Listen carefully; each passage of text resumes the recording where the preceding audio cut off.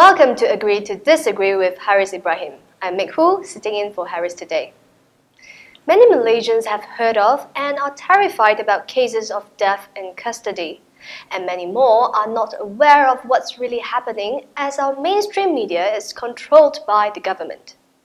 Some Malaysians who heard about death in custody but are not bothered by it because they think that it will never happen to them. They are obedient citizens. But is it so? Well, today we have Mr. Yap Swee Seng from Suaram, a human rights NGO. Welcome, Swee Seng. Thank you. Swee Seng, can you tell us, for the benefit of our viewers, can you tell us the difference between death in custody and death in detention?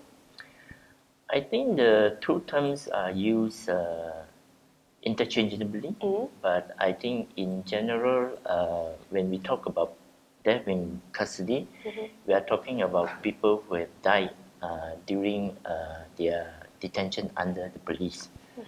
And detention, death in detention probably more generally refer to a death in detention camps for migrant workers and refugees. So you mean that whether or not they are guilty of committing a crime, we don't know? Yeah. I think for the police one especially, because they are just suspects and they haven't been charged in court. They are under investigation by the police, and their crime will only be established in the court. So both death in custody and death in detention is that they are not criminals yet. They are not proved to be criminal yet. But the differences is between death in custody, those people, those victims are known, and the other one, death in detention, those victims are, their identity is not identified. Can we say that? Their identity, no. I think their identity is also. Well, we know they are refugees or migrant workers. We know them, and then it is recorded by the authorities. It's just that probably in terms of media reports, it's much less in terms of reports on death in detention camps of immigration detention camps compared to those who died in under police custody.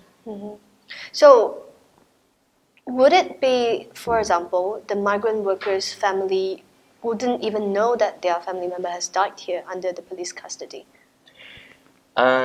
Normally, the police will inform the family, but normally it takes some time, and the family only being notified of the death of their relatives or family members, and so sometimes the delays is mind-boggling because they should inform the family members immediately under the lockup rules. How long it's the what do you call it? The mind-boggling period. Yeah, sometimes it takes 6, 7 hours, 10 hours. So it's not that bad. I thought it would be like 1 month later. No. Okay. There are so far 231 deaths in custody reported. There is three deaths in every 2 months. What is the number of deaths in detention then? For death in detention camps, we don't really have the official figures, and it is really hard to get this kind of statistics.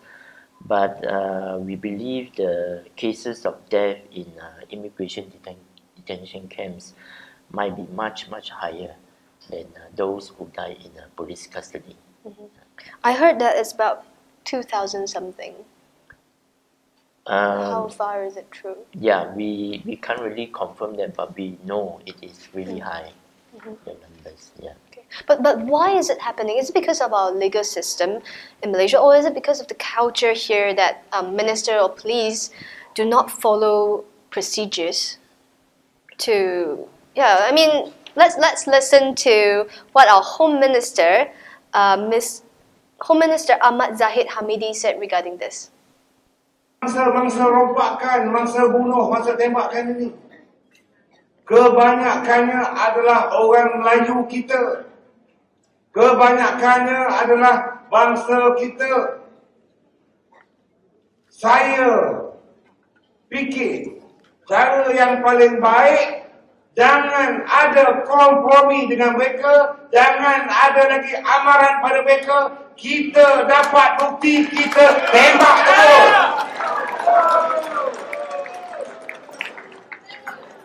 5 orang gangster India di Pulau Pinang,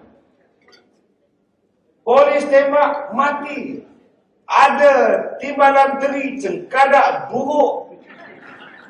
Dia pertikaikan saya dan polis. Kenapa tak bagi tembak amaran dulu?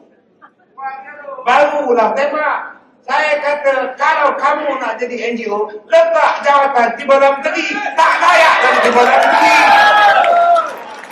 Swee Seng, what's your thoughts about this after listening to what he said? Saya amati the statement. I think in general the problem is of course the system itself that condone such abuses of powers. And the second problem is that there is no oversight mechanism to hold law enforcement agencies who abuse their powers, to hold them accountable to such abuses. And so for this case of police shooting that the Home Minister was talking about, and again, this is unacceptable under international human rights law. When the police, of course, during their duties, they can use firearms, but only in very strictly defined conditions. Yeah. So one is you need to use the firearms when you are dealing with criminal suspects that have dangerous weapons. Yeah? Oh, this reminds me of the Ferguson case recently, but that's a whole different topic. Yeah. And also you can only use firearms in the situation of self-defense. Yeah? Or you are trying to protect someone else. But in many cases of police shooting, we can see that the police just simply trigger happy. Yeah? They just shot when the criminal suspect was not in any way threatening or endangering the life of the police officers. So in such circumstances, this is really abuse of powers and taking the law in their hands, because that is not their job.